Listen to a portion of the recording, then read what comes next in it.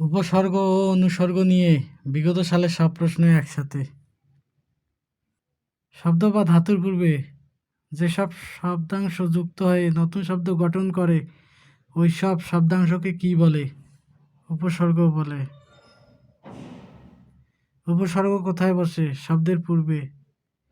অনুসর্গ কোথায় বসে? শব্দের শেষে।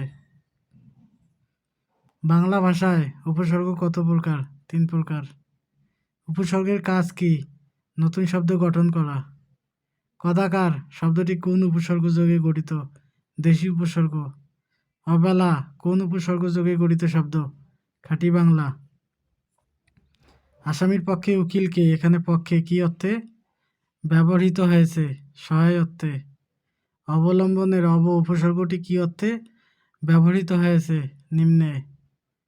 সংস্কৃত উপসর্গের সংখ্যা কতটি? 20টি। পরাভাব শব্দটি পরা উপসর্গটি কোন অর্থে ব্যবহৃত হয়েছে? বিপরীত। অর্থবাচকতা নেই কিন্তু অর্থদ্যোতকতা আছে কার? উপসর্গের। প্র, পরা, পরি এগুলো কোন শ্রেণীর উপসর্গ? সংস্কৃত। কম কোন শ্রেণীর উপসর্গ? ফার্সি। কি হেতু এসেছ তুমি কহ বিস্তারিয়া এখানে হেতু অনুসর্গটি কি অর্থে ব্যবহৃত হয়েছে? নিমিত্ত। খাসমহল কোন শ্রেণীর উপসর্গ নিয়ে গঠিত? বিদেশি। নীলাস শব্দটি কিভাবে গঠিত হয়েছে? উপসর্গ যোগে। সত্য বই মিথ্যে বলবো না এখানে বই কি? অনুসর্গ। সুনাম শব্দের সু কোন উপসর্গ? খাঁটি বাংলা। অঘারাম বাস করে ওয়াস পাড়া গায়ে এখানে অঘা ও ওয়াস কোন ধরনের উপসর্গ? খাঁটি বাংলা।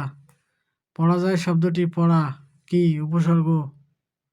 অপমান শব্দের উপসর্গটি কোন অর্থে ব্যবহৃত হয়েছে? বিপরীত। অজানা শব্দটি কোন ধরনের উপসর্গ দ্বারা গঠিত? খাঁটি বাংলা উপসর্গ। নেমরাজি শব্দটি কোন ধরনের উপসর্গ দ্বারা গঠিত? বিদেশি। এমন ভিডিও পেতে চাইলে লাইক, কমেন্ট, শেয়ার করবেন এবং চ্যানেলটি সাবস্ক্রাইব করবেন।